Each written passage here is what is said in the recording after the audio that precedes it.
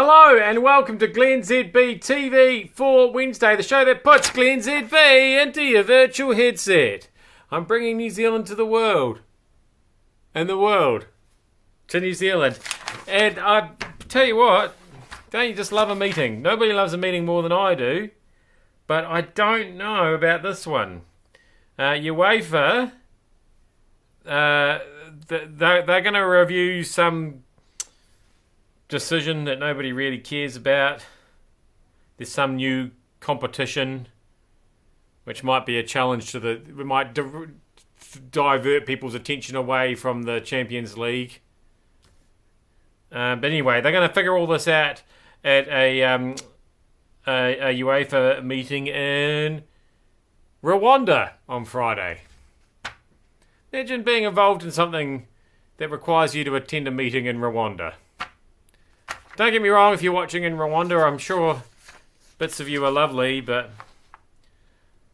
I don't know. Milan, that'd be nice. Rwanda, not so sure. My suggestion is we set up a PPPP to deal with violent pornography. A number of British lawmakers are demanding pornography be treated like cigarettes and reckless driving because it causes so much harm. There are even calls for it to receive as much public funding as other major health issues. So basically, I agree. I think we do need to spend some public money on porn. So we have what we have there is a wrong button, a public-private porn partnership is what I'm suggesting. Just really because it's fun to say more than anything else. Hey, Saudi, how do you get your garden to grow so well? I was just looking at this picture of the garden in Turkey there that's owned by the Saudis. And it's spectacular. And I wonder why it's looking so good. Because I've moved into a new house recently, and there's a lot of work to be done. This is what my garden there looks like at the moment. And I spent a bit of money on fertilizer and stuff, but you've got to admit that is not as good as that.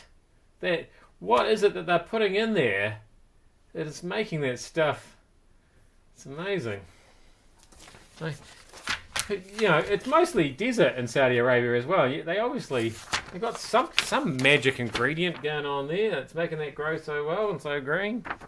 Finally, I feel a bit sorry for Dennis Kirkpatrick, owner of Jimmy's Pies, because it turns out somebody had a violent allergic reaction after eating a mince and cheese Jimmy's Pie, and it's because MSG was in there and they didn't know. Some of their suppliers are using.